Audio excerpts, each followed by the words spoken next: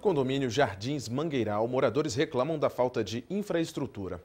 A obra é uma parceria público-privada. O GDF cedeu os terrenos e um consórcio é responsável pela construção das casas e apartamentos. O setor Jardins Mangueiral fica entre São Sebastião e o Jardim Botânico.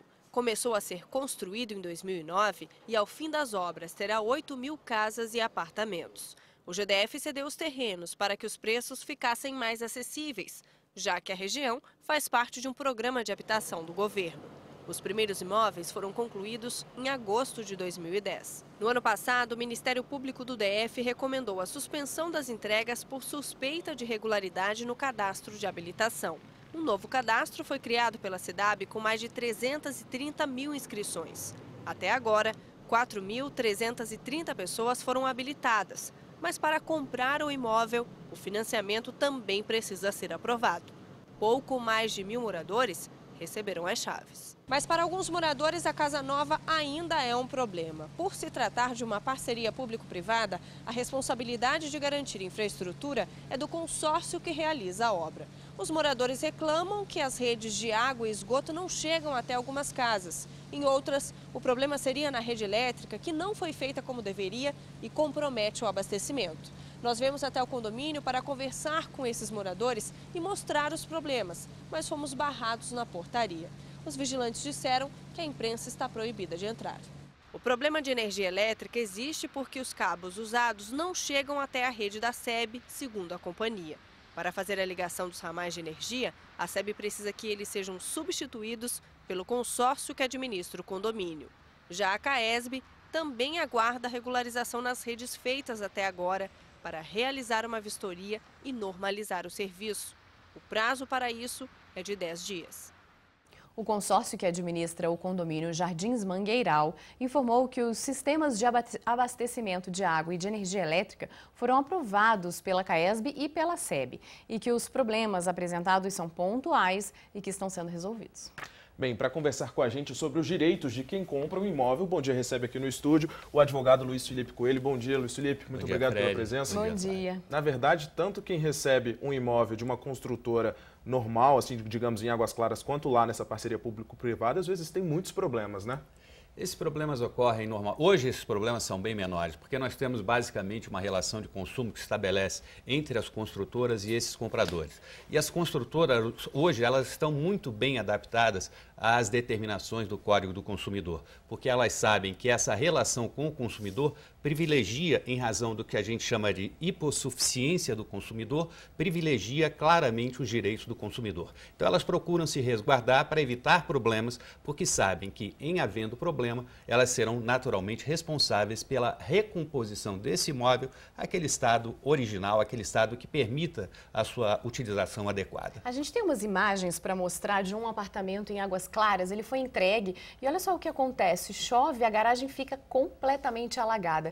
E os moradores também reclamam que, como houve uma troca de construtora, na verdade o acabamento foi feito depois com um produto de uma qualidade inferior. E agora, o que essas pessoas fazem?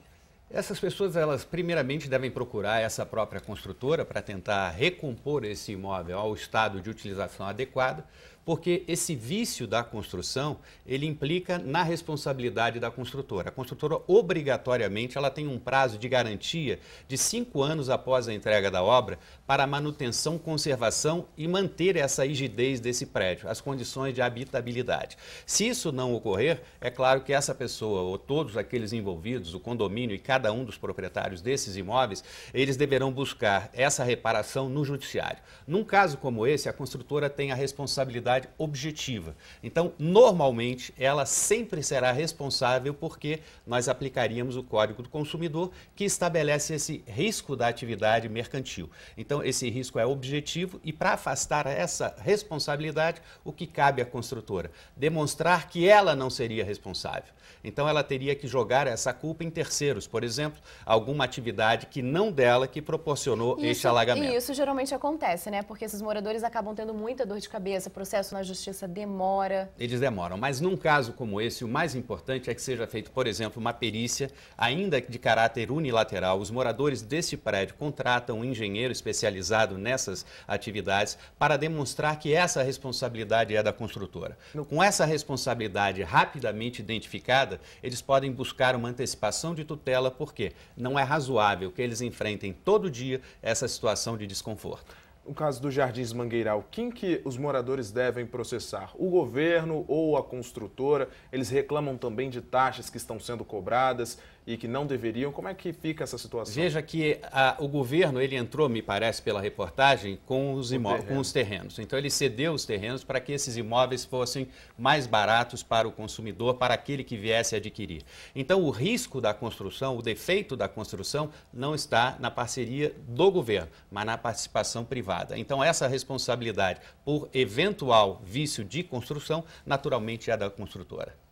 E aí a pessoa, é mais fácil que ela entre com um processo no Ministério Público, que tem que ser uma ação em conjunto, ou ela vá sozinha, às vezes ela não conhece aquelas outras pessoas que estão ali? Não há necessidade dela ir em conjunto. É claro que em conjunto as custas processuais serão barateadas, os honorários do advogado serão barateados, mas se nós tivermos aí uma relação de consumo, ela pode ir ao PRODECON, no Ministério Público, ou pode ir ao próprio PROCON tentar esse ressarcimento ou esse apaziguamento. Normalmente ali, nesses ambientes, nós conseguimos estabelecer um acordo e tudo se resolve sem ingressar propriamente no judiciário. Ok.